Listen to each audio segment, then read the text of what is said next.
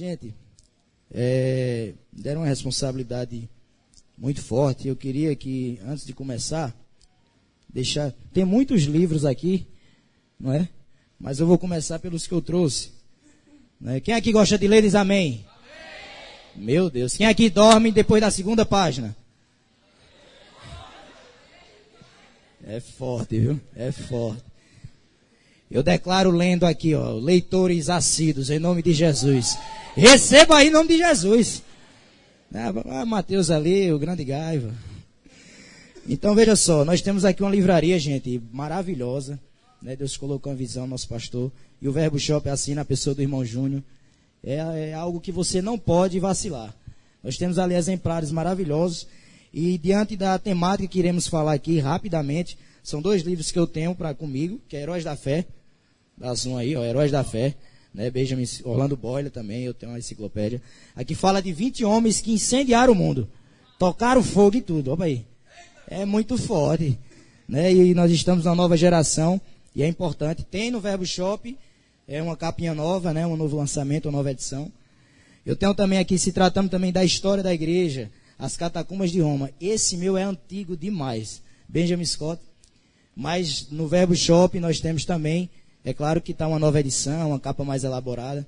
É porque esse meu aqui, só Jesus na causa. Viu?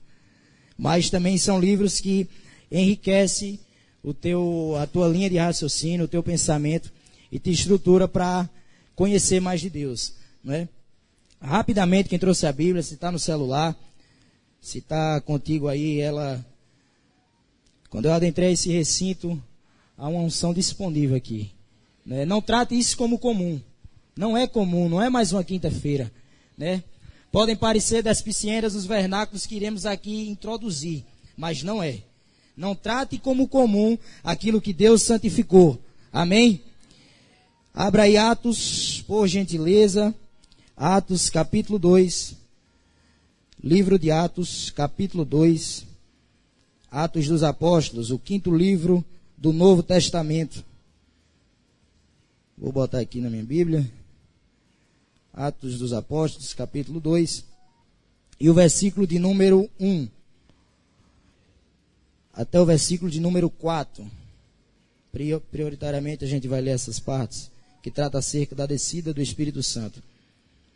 Atos 2, a partir do versículo 1, diz assim: Cumprindo-se o dia de Pentecostes, estavam todos reunidos no mesmo lugar.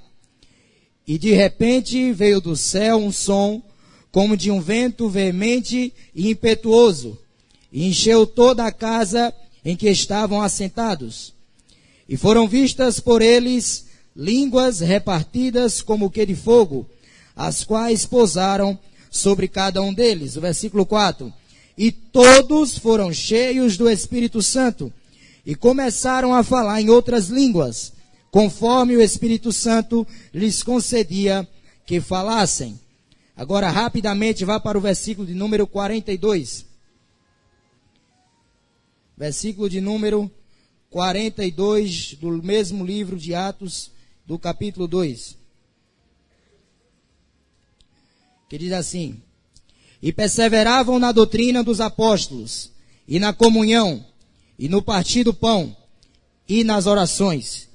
Em cada alma havia temor, e muitas maravilhas e sinais se faziam pelos apóstolos. Todos os que criam estavam juntos, e tinham tudo em comum. Vendiam suas propriedades e fazendas, e repartiam com todos, segundo cada um tinha necessidade. E perseverando unânimes todos os dias no templo, e partindo pão em casa, comiam juntos com alegria e singeleza de coração, louvando a Deus e caindo na graça de todo o povo. E todos os dias acrescentava o Senhor à igreja aqueles que se haviam de salvar. Quem pode dizer amém? Agora, para fechar, abra Atos 27. Eu espero que você esteja anotando. Glória ao nome de Jesus. Atos 27, a partir do versículo número 40. Atos 27, a partir do versículo de número 40. Que diz assim: Levantando as âncoras, deixaram-no ir ao mar, largando também as amarras do leme e alçando a vela maior ao vento. Dirigiram-se para a praia, dando, porém, no lugar de 2 mares, encalharam ali o navio, e fixa a proa ficou imóvel, mas a popa abria-se com a força das ondas. Então, a ideia dos soldados foi que matassem os presos, para que nenhum fugisse, escapando a nado. Mas o centurião, querendo salvar Paulo, lhes estorvou este intento, e mandou que os que pudessem nadar se lançassem primeiro ao mar. Atentem para isso. E mandou que os que pudessem nadar se lançassem primeiro ao mar e se salvassem em terra. E os demais, uns em tábuas e outros em coisas do navio. E assim aconteceu que todos chegaram à terra a salvo. Quem pode dizer amém? Graças a Deus por esses textos que nós lemos, que é para tudo fechar uma linha de raciocínio bem interessante para a gente falar acerca disso. É interessante que o livro de Atos, ele é o 5º livro do Novo Testamento. No Novo Testamento nós temos aí Mateus, Marcos, Lucas e João. Fecha o quarteto que nós conhecemos como livros bibliográficos. É os livros que falam acerca da vida de Jesus, do ministério de Jesus, né, de toda a sua estrutura dos 30 anos, aqueles 3 anos finais, onde Jesus desenvolveu o seu ministério de uma maneira muito forte e impactou o mundo, né? Posteriormente, nós temos ali o livro de Atos, que fica depois do livro de João. Se você olhar na sua Bíblia, você vai entender o que eu estou falando. E o livro de Atos foi escrito por uma pessoa bem entendida daquele período, por Lucas. Né? Lucas, um evangelista, um médico, um homem entendido, historiador.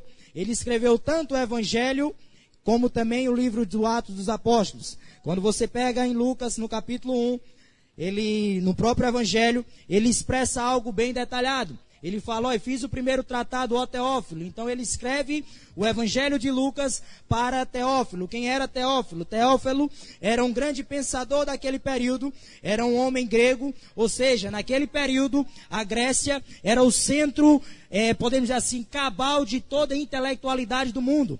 A mesma Grécia de Platão, a mesma Grécia dos grandes pensadores. Então, quando Lucas apresenta Jesus para Teófilo, ele apresenta Jesus como um homem de renome, como um homem intelectual, como um grande pensador.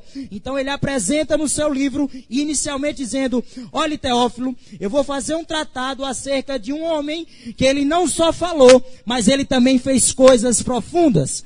Glória ao nome de Jesus. Quando chega no livro de Atos, ele não trata apenas do que Jesus falou, mas ele fala justamente acerca do que começou a acontecer. E é interessante que Orlando Boyle, quando escreve na sua enciclopédia bíblica, ele diz o seguinte: o Atos é o livro que fala da igreja de Deus em ação. Então, quando nós chegamos no livro de Atos, quando Lucas começa a escrever, se você analisar ponto por ponto do livro, você vai entender que muitas vezes ele se coloca quando ele está escrevendo. E nós estávamos em determinado lugar, e nós fizemos tal coisa. Porque o ministério de Paulo, aquele ministério da igreja primitiva, Lucas ele pôde contemplar. No entanto, ele foi inspirado pelo Espírito Santo, apesar de nunca ter visto Jesus. Então a gente entende que a Bíblia Sagrada, de fato, é inspirada por Deus e a própria palavra de Deus. Ela tem muitos autores, aliás, ela tem muitos escritores, mas, no entanto, só um autor. E o Espírito Santo é aquele que trata conosco de maneira pessoal, diga amém? Então, quando nós estamos lendo a Bíblia, ela fala de maneira peculiar. Muitas vezes nós estamos em situações adversas, na escola, em casa, na faculdade. E Deus, ele se manifesta de maneira pessoal. Por quê? Porque a palavra do Senhor, ela é viva e eficaz. Glória ao nome de Jesus. Então, quando nós lemos no Atos do capítulo 1, fala acerca da ascensão de Jesus. Quando chega no capítulo 2, fala acerca da descida do Espírito Santo. Quando chega no capítulo 3, é a cura do coxo e o discurso de Pedro. No capítulo 4, Pedro e João perante o Sinédrio. No capítulo 5, é o conselho de Gamaliel. No capítulo 6, instituição dos diáconos. No 7, fala acerca de Estevão. No 8, fala de Filipe. No 9, Paulo se converte. No 10, Cornélio. No 11, Pedro fala que porque batizou Cornélio. No 12, Pedro é liberto da prisão. Tiago é morto a fio de espada. Quando você chega no 13, Barnabé e Saulo são enviados à primeira viagem missionária. Quando chega no 14, há uma perseguição muito forte do evangelho. No capítulo 15, sobre o rito mosaico e a assembleia em Jerusalém, que Paulo foi instituído para os apóstolos dos gentios. Quando você chega no capítulo 17, você tem ali Paulo com os bereanos no Areópago, aonde de maneira peculiar, de maneira clássica, Paulo consegue convencer grande parte dos que estavam ali no Areópago. Você tem também ali, no capítulo 18, Paulo volta para Jerusalém. No capítulo 19, Paulo é enviado para a sua terceira viagem missionária. No capítulo 20, Paulo volta para Macedônia, a mesma Macedônia que ele foi enviado no capítulo 16. Quando você chega no capítulo 20, no capítulo 21, Paulo é preso no templo. No capítulo 22, tem um discurso de Paulo em sua defesa. No capítulo 23, Paulo está perante o Sinédrio. No capítulo 24, Paulo está perante o governador Félix. Quando chega no capítulo 25, ele está perante o rei Agripa, quando ele apela para César. E o discurso de Paulo, ele era tão intelectual, era um homem tão inspirado por Deus, que de maneira muito colossal, o rei Agripa olha para ele: ei, negão, tu tem que calar a tua boca, porque eu estou me convencendo desse negócio de cristianismo. Aí quando você chega no capítulo 26, ele segue o discurso, falando justamente para isso, com relação ao rei Agripa. No capítulo 27, Paulo é mandado para a Itália e o navio, ele sofre um naufrágio, que é onde nós lemos. No capítulo 28, ele chega em Malta e é prisioneiro em sua casa em Roma. Aí você diz: acabou? Não, porque o livro de Atos, ele não tem ponto final, ele não termina com amém. O capítulo 29 de Atos é eu e você. Não parou, irmãos. Nós precisamos entender que existe um avivamento disponível para as nossas vidas. E não se trata de pular ao som da bateria quando cai a dele, quando roda as baquetas. Não, eu não estou falando disso. Não se trata de abrir os braços ou deitar na igreja. O avivamento a qual está disponível é o retorno à palavra de Deus. Não existe avivamento se não tiver retorno para a palavra. Não existe avivamento se não tiver leitura da palavra. Não há avivamento, não tem como se sustentar. Por que a igreja avança? Por que a igreja alcança pessoas? Porque tem palavra, porque tem comida, porque tem pão vivo. Glória ao nome de Jesus. E muitas vezes algumas pessoas não conseguem entender isso. Aí acha que é bater palma. Ó, irmão, deixa eu dizer uma coisa. Eu sou nascido, criado, batizado, como diz antes, no fogo. Eu nasci no fogo, eu vivo no fogo. E eu vou subir no fogo. Marco Feliciano, de maneira categórica, ele fala: pentecostal que não faz barulho está com defeito de fabricação. Mas você tem que entender que avivamento, ele parte de uma premissa muito forte: retorno à palavra. A igreja primitiva, ela se desenvolveu porque ela meditava na palavra. É incrível quando você pergunta para os jovens dos dias odiernos: e aí, tá lendo o quê? Rapaz, eu não estou lendo a Bíblia. Tu já leu a Bíblia toda? Não. Aí começa, quando vem as primeiras indagações dos ditos ateus, o cara começa a titubear. Começa a cochear em dois pensamentos. Por quê? Porque não tem uma firmeza na palavra. Mas nessa quinta-feira, nessa começo de série de avivamentos, Deus está tratando com você acerca do retorno à palavra. Você não pode ficar alheio a isso. Deixa eu dizer uma coisa para alguém que chegou aqui, irmão Marcelo: Deus é real. Esqueça aquilo que estão falando no seu pé de ouvido. Deus é real. Ele existe. Ele é antes de tudo. Palavra do Senhor diz, porque dele, por ele e para ele são todas as coisas. Glória, pois, a ele. Você vai sair para hoje e vai chegar em casa, Deus é real. Coloca como um mantra aí, Deus é real na tua vida. Deus é real nas nossas vidas. No capítulo 2, onde nós lemos, é onde começa o grande marco da igreja primitiva. É onde começa o grande marco do que nós estamos falando aqui. Que é o dia de Pentecostes. Que é a festa de Pentecostes. Pentecostal no grego quer dizer 50º. É a segunda das 3 grandes festas anuais. Aqui devia comparecer todo o povo de Deus. Ela é chamada Pentecostes porque era observada no 50º dia após o 2º dia da Páscoa. Abra aí Deuteronômio 16:9. Quem pode ler? Tem aquele que abrir primeiro, lê. Deuteronômio 16:9. Por gentileza. Aleluia. Glória ao nome de Jesus.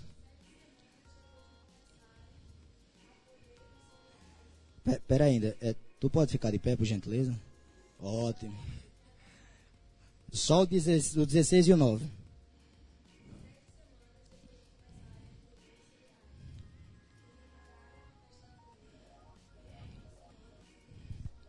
Amém. Ela é também conhecida como a festa das primícias. Êxodo 23:16. Quem pode ler? Êxodo. Vamos no Pentateuco. É tudo penta hoje. Êxodo 23, capítulo 26, 23, versículo 16.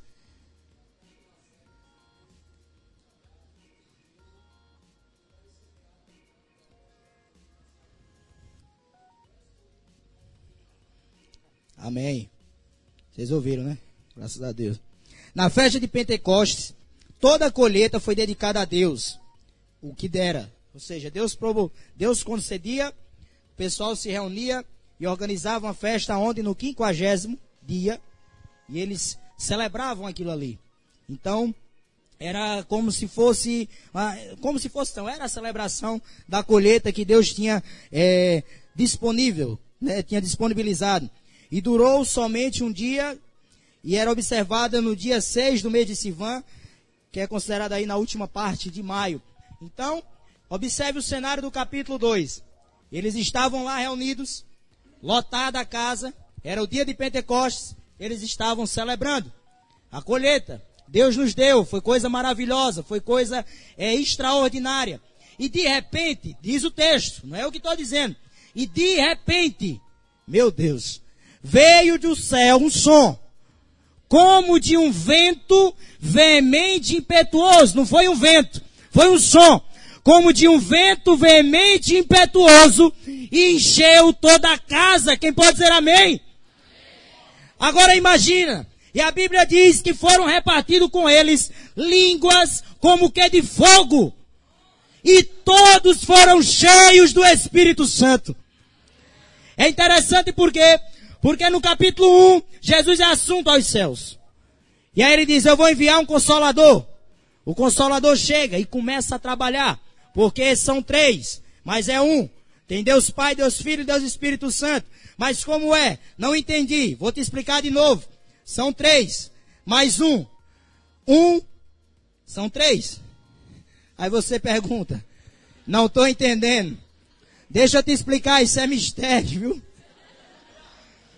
Não tem exemplo de ovo. Ah, o ovo tem a casca, tem a gema. Não, não tem isso.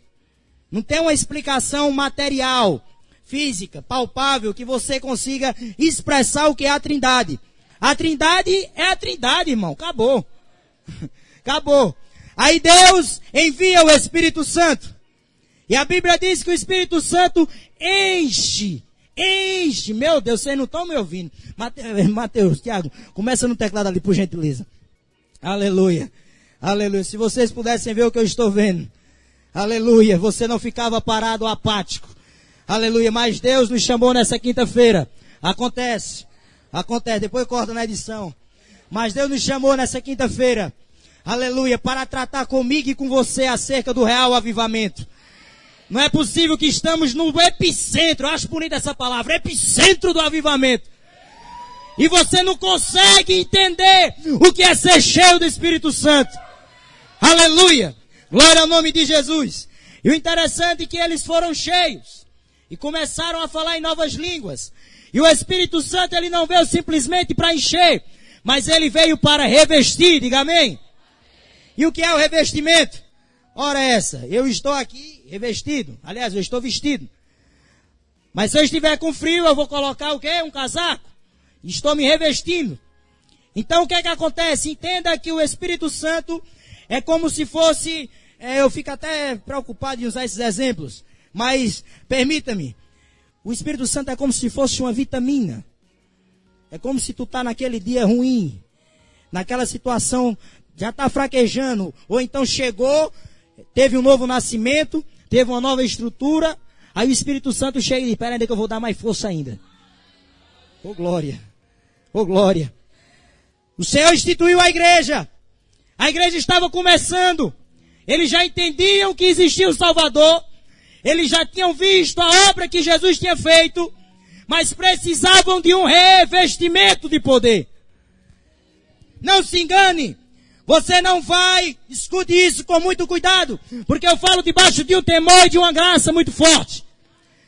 Você não vai ver paralítico andar, você não vai impor as mãos, se você não estiver ligados à palavra e ao Espírito Santo.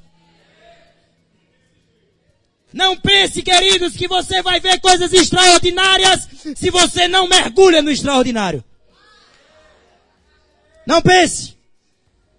Por que que os 20 homens aqui, John Wesley, George Whitefield, meu Deus, Jonathan Edwards, Martinho Lutero, 1517, Reforma Protestante, que tem muito crente que lembra do Halloween e esquece.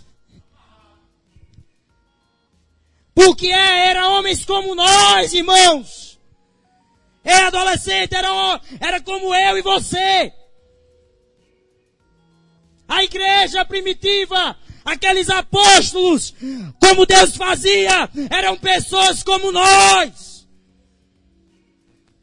Aí você diz, rapaz, Pedro chega no capítulo 3 e diz, ei negão, eu não tenho ouro nem prata, mas eu te dou, levanta e anda. Meu Deus do céu. É possível acontecer nos nossos dias. É possível acontecer no nosso período. Nós somos a geração dos que amam a presença. Dos que anelam a presença. Não é uma geração do oba-oba. Não, Deus nos chamou para isso.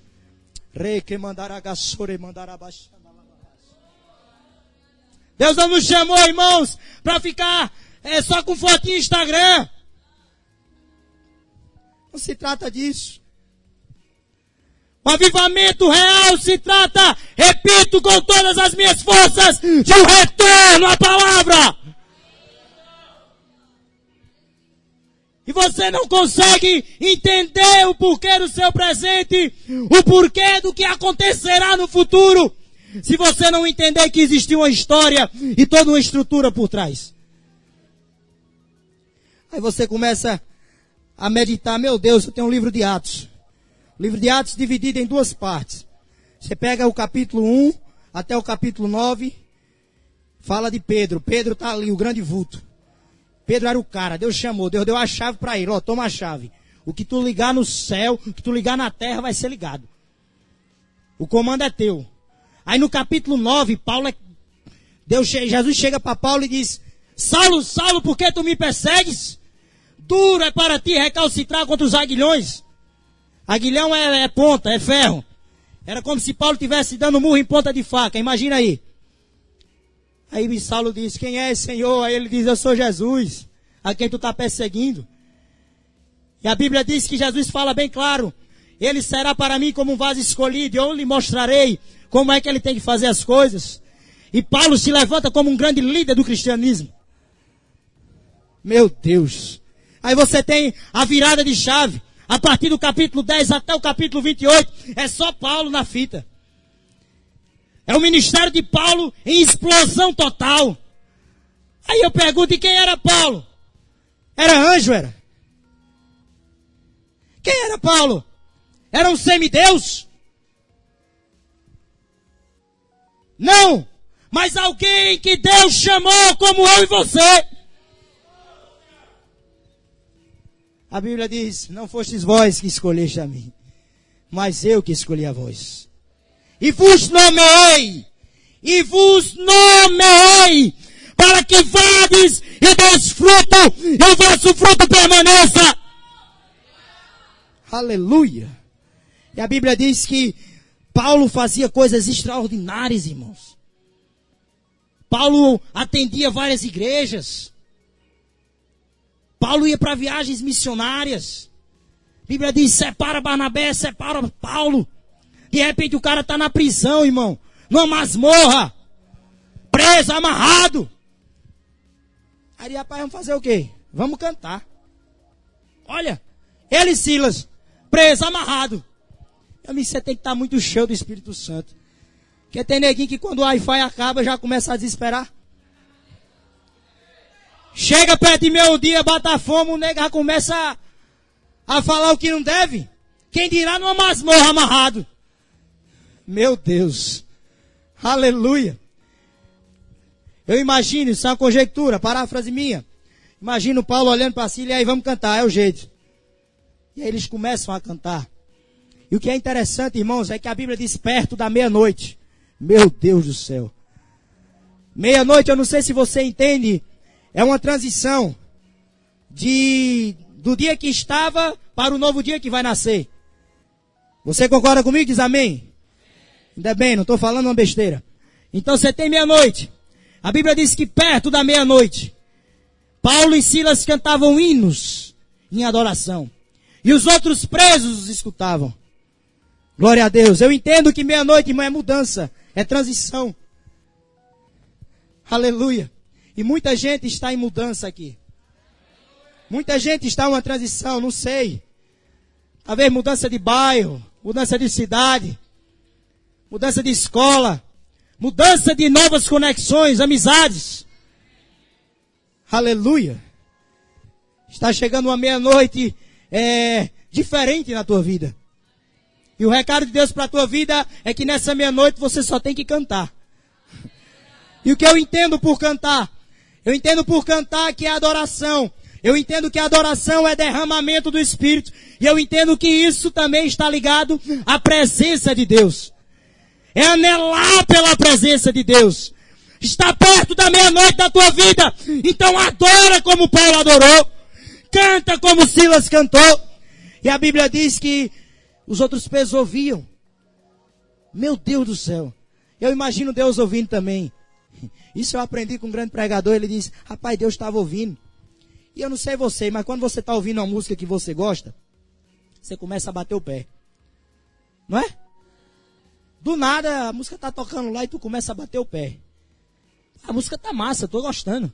E tu toma e batendo o pé. Eu imagino que Deus estava ouvindo Paulo e Silas cantando. Rapaz, eu estou gostando. E começou a bater o pé.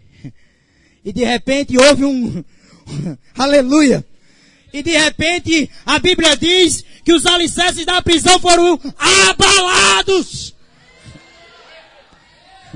Aleluia! Isso é cor da minha cabeça, está na Bíblia não, viu? Aleluia! A Bíblia diz que ficaram lá, foram todo mundo solto. E de repente o carcereiro salta no meio deles, pede luz. O que é que eu faço para me salvar? Deixa eu dizer, ele não entendia nada de evangelho, aquele carcereiro. Ele estava querendo se salvar, ele não sabia nem que era Jesus na situação. Ele queria se salvar das autoridades dele. Ele diz, meu Deus, os presos estão tudo soltos. Vai todo mundo correr. Quando chegar meu superior, já era para mim. Aí Paulo diz, menino, tu está preocupado com besteira. Tem coisa mais profunda para tu. Aí ele, o que é que eu faço? Crê no Senhor Jesus Cristo e será salvo tu e a tua casa. Aleluia. Você tem que entender, você tem que estar sensível ao Espírito Santo. Você tem que estar sensível à voz de Deus. Aí como? Aí é onde entra, para nós entendermos o avivamento, para nós entender o que foi o Pentecoste na vida da igreja primitiva e nas nossas vidas hoje. Nós não podemos, irmãos, achar que tudo já aconteceu, que nós já vimos de tudo. Entenda, Atos é a igreja em movimento. Atos é a igreja em ação. Não acabou. Deixa eu repetir, que eu acho que você não me ouviu. Não acabou. Estamos entrando em uma nova década. Estamos entrando em um novo ciclo. E Deus convoca adolescentes e jovens para uma nova responsabilidade, para um compromisso sério. Irmão, chega de mimimi. Ah, fulaninho não falou comigo. Meu irmão, para com isso, olha para Jesus, velho. Deus tem grandes experiências para dar para mim, para você, para nós.